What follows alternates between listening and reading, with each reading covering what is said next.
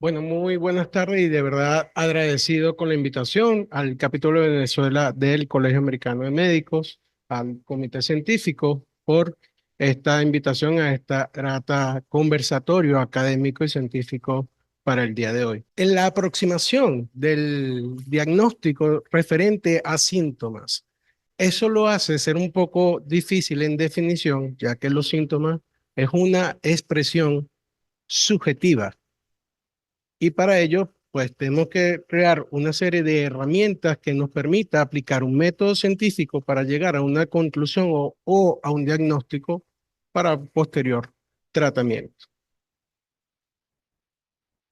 Primeramente, y como introducción, definir qué es disnea y como ya lo dije y sería redundante decir síntoma subjetivo, es eso, es una sensación subjetiva, reduce en distintas intensidades variable, pero que puede ser cualitativamente medido como una sensación que engloba la dificultad para respirar, falta de aire o sensación de ahogo.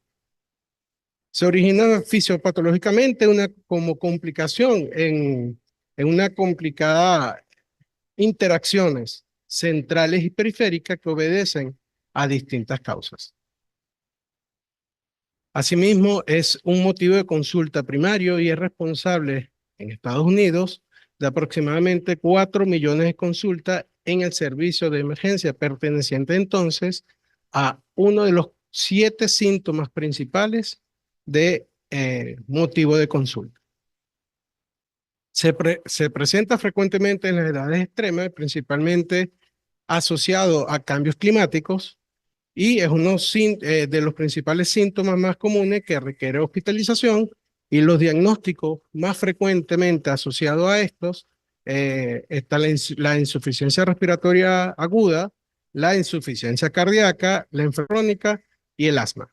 La sensación de disnea dentro del mecanismo fisiopatológico, cuando ocurre, parece ser originarse en la activación de sistemas sensoriales envueltos en el control de la respiración. Esos controladores son centrales, a su vez voluntarios que están en la corteza motora e involuntarios, ¿ok? Sensores respiratorios, en especial los quimiorreceptores que responden muy bien a presiones gasométricas como el de CO2, dióxido de carbono. La respuesta mecanorreceptores de la vía presente en la vía aérea y además de un sistema efector, una vía tanto nerviosa como muscular, provocando así una sensación de esfuerzo ventilatorio que es atribuido a una carga, a una descarga desde los centros respiratorios involuntarios y de la corteza motora hacia la corteza sensitiva, creando a su vez una interacción o feedback constante en las vías eferentes y en las vías aferentes procedentes de dichos mecano y quimiorreceptores, ya dicho.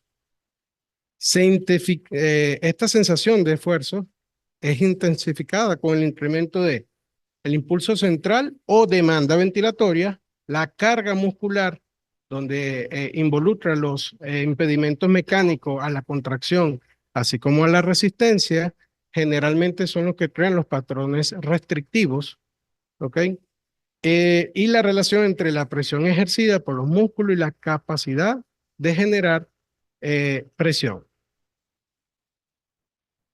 Muy bien, pero en esta oportunidad vamos a manejar este síntoma para aproximarnos hacia las posibilidades causales que puedan ejercerla, ¿no? Distinguirla por su forma de presentación, eso es algo inicial y es algo que tenemos que tener en cuenta.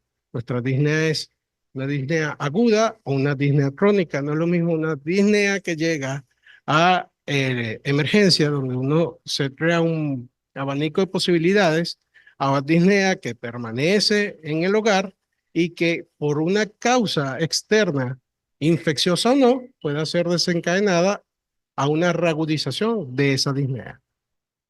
Es fundamental y para nosotros como clínicos y médicos, por supuesto, la exploración y la historia clínica como herramienta para el diagnóstico. La exploración física, por supuesto, los estudios complementarios. Establecer además gracias a este algoritmo que nosotros vamos a crear, el manejo adecuado de forma ordenada y sistemática para beneficiar a nuestro paciente. Debemos dividir las causas de la disnea aguda básicamente en dos, de origen pulmonar y de origen extrapulmonar. De origen pulmonar tenemos múltiples causas como la obstrucción mecánica de la vía aérea superior, la aspiración de cuerpo extraño, forma parte de la misma causa mecánica, el asma, la enfermedad pulmonar obstructiva crónica, el broncoespasmo, neumonías, neumotórax, derrame pleural, el tromboembolismo pulmonar, la hemorragia pulmonar, traumatismo torácico y el distrés, el temido distrés respiratorio. De origen extrapulmonar, por supuesto, uno de los principales causas de este síntoma es la insuficiencia cardíaca o la expresión del edema agudo de pulmón cardiogénico, el edema agudo de pulmón no cardiogénico mediado por una serie de mecanismos inflamatorios, la hiperventilación por ansiedad, demostrando aquí también en este simposio la importancia de la salud mental, la acidosis metabólica y las alteraciones neuromusculares. Nuevamente aquí expresamos unas distintas causas de una forma más ordenada, teniendo en cuenta las más comunes, como la alteración del parénquima pulmonar, en estos casos mediado por procesos infecciosos agudos, las enfermedades de la pleura, la enfermedad de afectación vascular pulmonar, donde se encuentra la hipertensión pulmonar, el tromboembolismo pulmonar, las cardiovasculares propiamente dicho, las metabólicas, las hematológicas también, ¿ok? Como medida compensatoria a hechos de anemia aguda, la psicológica como la ansiedad y depresión, nuevamente. Y hay otras menos comunes o que quizás sean menos tomados en cuenta, pero que siempre hay que preguntar, como los reflujos gastroesofágicos, la presencia de masas abdominales, creando un patrón restrictivo, la nivel de altura a los pacientes que viajan a sitios altos y la facticia, por supuesto. Muy bien, ¿cómo hacemos la evaluación o la valoración del paciente con disnea desde el punto de vista de la emergencia? Lo vengo mencionando, la historia clínica es la herramienta fundamental para estos casos. ¿Qué debemos saber? Por supuesto, todos los datos que nos aporte la cronopatografía de la disnea, los antecedentes personales, sucesos similares anteriores, visitas médicas previas por este mismo motivo, ingresos o hospitalizaciones previas, antecedentes psiquiátricos, ¿ok? La ansiedad y la depresión, el embarazo, ¿ok? Dependiendo también los antecedentes laborales de o la profesión del paciente, si está expuesto ante agentes orgánicos o inorgánicos que puedan producir alguna patología pulmonar, los hábitos del psicobiológico del paciente, como la exposición a tabaco, drogas, la exposición a animales, a polen o la administración de fármacos. Continuando con nuestra herramienta en la historia clínica, también se debe de evaluar la disnea desde el comienzo o al momento de inicio, momento del día, si es de día o de noche, la frecuencia, la intensidad, duración, los síntomas asociados, las modificaciones con la posición corporal, y esto es algo importante porque nos va a definir la posible causa y los factores precipitantes. Un mensaje para llevarnos a casa, siempre buscar algo que yo, bueno, en la investigación para esta conferencia, se denomina como el síntoma guía que nos permita orientar el posible causa, origen o la posible etiología del cuadro de disnea, tanto aguda como crónica. Sabiendo esto y buscando lo que es los síntomas guía, uno es el dolor torácico, no me voy a extender mucho porque posteriormente vamos a hablar sobre eso, ¿ok? pero nos puedes dirigir hacia la presencia de cardiopatía isquémica, trastornos del pericardio, tromboembolismo pulmonar, neumotoras, derrame pleural y neumonía y traumatismo. Dependiendo del tipo o carácter del dolor torácico mediante toda la exploración o interrogatorio a este síntoma.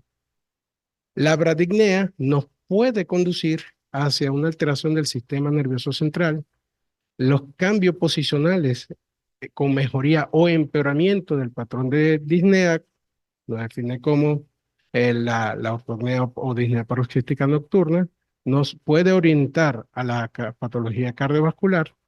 La disnea paroxística nocturna aparece por un aumento de volumen intravascular en la precarga que ocurre tras la absorción del líquido intersticial durante la posición de cúbito. Otro síntoma guía que nos puede simplificar o orientar en el algoritmo diagnóstico y aproximarnos hacia las posibles causas es la fiebre, que nos dirige, por supuesto, a principalmente infecciones. Sabemos que hay otras causas de fiebre no infecciosas. La tos es un síntoma muy inespecífico, pero que también nos puede guiar si es seca, si es productiva, irritativa, con expectoración, el tipo de expectoración que a continuación se define como la característica purulenta, nos habla de proceso infeccioso, la salmonelada para insuficiencia cardíaca, las perladas para la patología de asma y la hemoctoica para procesos como TEP, tumores o la tuberculosis. En cuanto a la exploración física, observar al paciente con disnea, por supuesto, escucharle respirar, hablarse, cambios de la tonalidad de la voz, escucharla toser y caracterizarla, por supuesto. Si tiene una forma de hablar normal, entrecortada, incongruente, con tendencia a la somnolencia, si está agitado, si está tembloroso, la postura adoptada, si tiene uso de musculatura accesoria, si hay presencia de cianosis, cómo están las conjuntivas. La forma del tórax también, por supuesto, nos define o nos orienta hacia la posibilidad del diagnóstico. Los estigmas del soplador rosado o del azul hiperinsuflado para los fenotipos de la enfermedad pulmonar obstructiva crónica y igualmente la deformidad axial. En el cuello podemos identificar signos también como presencia de masa, ingurgitación yugular, enfisema subcutáneo, estridor inspiratorio o expiratorio y nos puede orientar hacia las posibilidades diagnósticas aproximándonos a la causa. La auscultación cardiorrespiratoria es extremadamente importante, por supuesto, de la presencia de soplo, de tercer o cuarto ruido, de tonos arrítmicos, taquicardia, bradicardia, ¿ok? Nos orienta hacia la posibilidad de extrapulmonar del síntoma de disnea. Por supuesto, la presencia de la auscultación de los ruidos respiratorios, donde hay disminución global, unilateral, la presencia de agregados respiratorios crepitantes, roncos o sibilantes.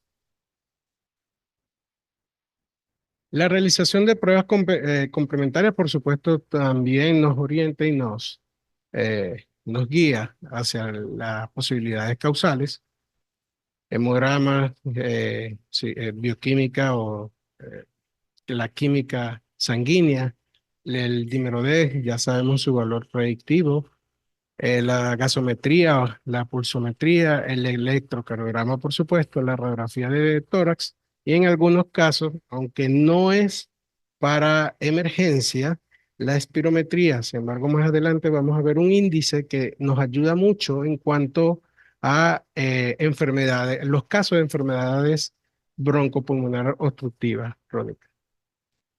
Las exploraciones más complejas, como las tomografías axiales, la broncoscopia, los volúmenes pulmonares estáticos, la disfunción, la ergometría, la gammagrafía, el cociente de difusión de monóxido de carbono, el ecocardiograma, entre otras pruebas, pues, o exámenes de extensión un poco más complejas, según lo que nosotros vayamos haciendo la direccionalidad de este síntoma. Si la clínica no es concluyente, las pruebas complementarias son normales o inespecíficas y hay diferenciación entre la disnea de origen pulmonar o cardiológica, es cuando se realiza este tipo de pruebas más complejas. ¿Ok? Hay un índice de diferenciación de la disnea que nos ayuda mucho, sobre todo en pacientes con enfermedad pulmonar obstructiva crónica, el cual es un cociente que se realiza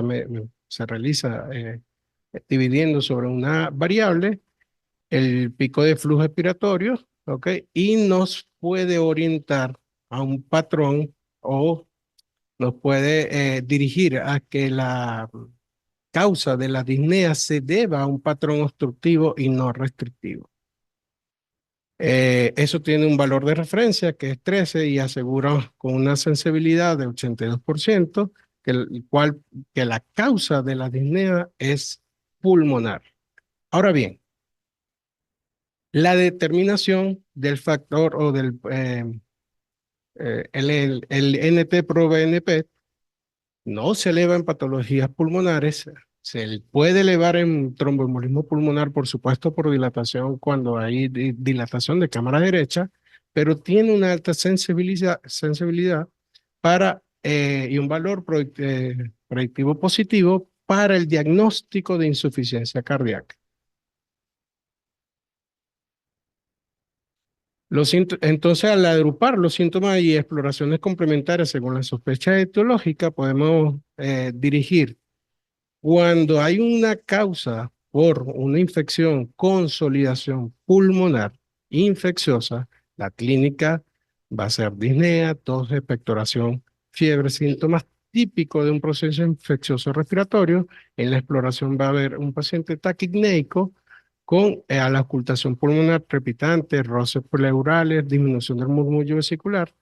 Nos orienta hacia que puede haber la presencia de derrame y en las pruebas complementarias, en la gasometría arterial, puede haber hipoxemia, en la analítica leucocitosis, en la radiografía de tórax condensación alveolar intersticial o derrame pleural. ¿Qué ocurre en el asma? Bueno, por supuesto la presentación clínica va a ser tos, disnea, tos, la presencia o la tos incluso puede ser un predictor de una crisis de asma antes de la aparición del broncoespasmo en sí. En la exploración física, taquipnea, el uso de las musculaturas accesorias y en la auscultación pulmonar, la presencia de sibilantes polifónicos o monofónicos. En la gasometría arterial va a depender de acuerdo a la gravedad de la crisis. En la radiografía de tórax puede estar normal, no va a haber condensación pulmonar eh, y pudiese haber hiperinsuflación. ¿Ok? En el EPOC, generalmente es una disnea ya con patrón crónico, de evolución crónica, al igual que la tos y expectoración, y puede haber una sensación de opresión torácica. A la exploración física, taquipnea, puede haber cianosis, flapping, el uso de musculatura accesoria, puede haber roncos o sibilancia. La presencia de los crepitantes en velcro nos puede orientar a que ya incluso hay un daño fibrótico más avanzado en estos pacientes. Puede haber hipoxemia o, o sea, puede estar asociada la hipoxemia más la hipercapnia, ¿ok? Acidosis respiratoria. En la radiografía de tórax puede haber patrones intersticiales, broncovasculares, hiperinsuflación, presencia ya de bulas, presencia de signos de hipertensión pulmonar y en la analítica, si la exacerbación es infecciosa, pues vamos a tener leucocitosis. Igualmente, en el embolismo pulmonar es una disnea generalmente de aparición súbita con dolor torácico, puede haber hemoptisis, inestabilidad hemodinámica. La exploración va a haber taquipnea, taquicardia, signos sugestivos o signos, perdón, de TBP, de probabilidad de TBP, La gasometría arterial va a estar normal o hipoxémica, o va a haber hipoxemia. En la radiografía de tórax puede haber unos cambios radiológicos de tromboembolismo pulmonar, la presencia de atelectasia laminares también. El electrocardiograma como una herramienta que nos puede ayudar hacia el diagnóstico, taquicardia sinusal, es uno de los signos que encontramos con mayor frecuencia y por supuesto el patrón S1 QT3. Bloqueo de rama derecha y el dímero D va a estar elevado. En el edema agudo pulmonar cardiogénico, disnea, ortopnea, como las manifestaciones clínicas de este cuadro, va a haber disnea paroxística nocturna que nos habla sobre descompensación e insuficiencia cardíaca, tos y puede haber el clásico esputo asalmonadado. En la exploración física, taquipnea, ingurgitación yugular, cianosis, palidez, sudoración, hepatomegalia, reflujo hepatoyugular, edema, ¿ok? La presencia de agregado o de ruidos cardíacos, como la presencia de tercer y cuarto ruido, y la presencia a la auscultación pulmonar de trepitantes. En la radiografía de tórax podemos conseguir cardiomegalia, un patrón alveolar que nos define como signos de sobrecarga de volumen o de hipertensión venocapilar pulmonar, las líneas B de Kerley, ¿ok? Y las enzimas cardíacas, si la causa es una cardiopatía isquémica aguda, un infarto agudo de miocardio, pues por supuesto nos va a ayudar. En estos casos también es importante la realización de los péptidos. El neumotórax igualmente va a depender si es un neumotórax espontáneo, un neumotórax eh, adquirido, si es iatrogénico. Tenemos que siempre buscar el origen de estos síntomas, ¿verdad? Pero generalmente es un dolor pleurítico homolateral, en tos, que va a ser una tos seca por presencia de los receptores de la tos que está a nivel pleural. ¿Ok? El paciente va a estar taquipneico con la disminución o abolición de los ruidos respiratorios y disminución de las vibraciones vocales. Va a haber hiperresonancia al momento de la percusión. En la radiografía de tórax, por supuesto, va a haber la línea pleural, que es la línea de colapso pulmonar, hiperinsuflación, con área de desplazamiento de la estructura contraria al sitio donde está el neumotórax.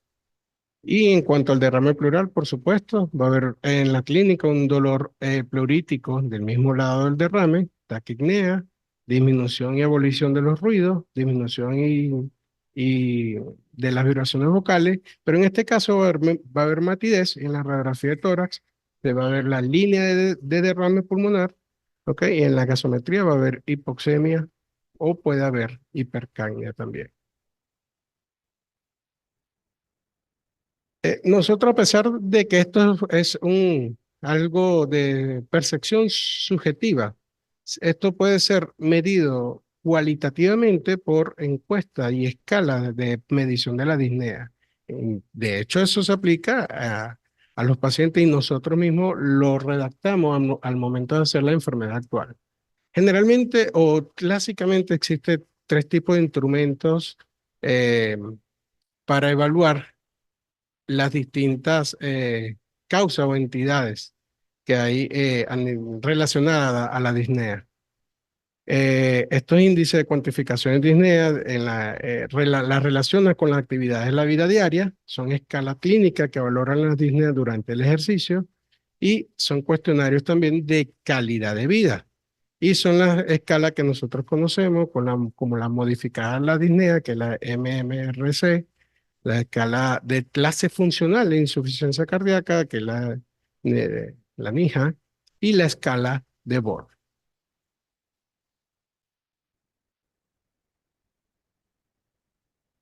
¿Qué vamos a hacer al momento de que un paciente acuda por disnea aguda en urgencias?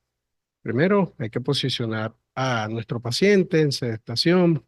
Eso favorece la oxigenación y la ventilación de las regiones dependientes, el oxígeno suplementario, siempre y cuando haya una desaturación por debajo del 90%, y el objetivo es lograr una saturación de oxígeno mayor a 92%.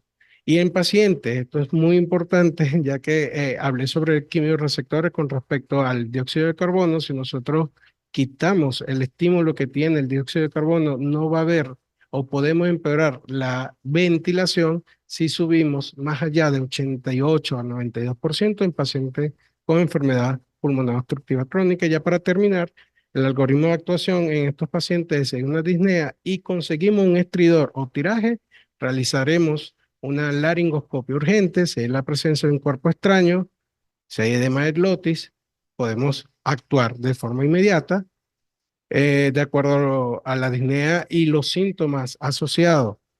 Si hay signo de fracaso ventilatorio inminente, por supuesto, se debe evaluar la intubación orotraqueal, y si hay signo de colapso, por supuesto, el RCP. Si no hay estos signos, interrogamos, hacemos la exploración física, realizamos la gasometría arterial, la radiografía de tórax, el electrocardiograma, la analítica. Al momento de realizar la historia, se debe considerar el tratamiento simultáneo de forma sindromática: oxígeno, broncodilatadores, diuréticos, antiarrítmicos, antianginosos, antibióticos, ansiolíticos, de acuerdo a lo que nosotros vayamos consiguiendo. En los pacientes respiratorio crónico, se debe considerar las metas de oxigenación. Para eso nos vamos a ayudar con los dispositivos de oxigenoterapia, valorar otras pruebas complementarias como la tomografía, la ecografía, la gamografía, la broncoscopia, y realizar el diagnóstico definitivo para el tratamiento específico y decidir el destino de nuestro paciente. Ya para terminar, quiero dejarle un pensamiento que me gusta mucho. El tratamiento que nosotros colocamos define nuestro conocimiento, y cómo tratamos a las personas define realmente quiénes somos. Muchas gracias.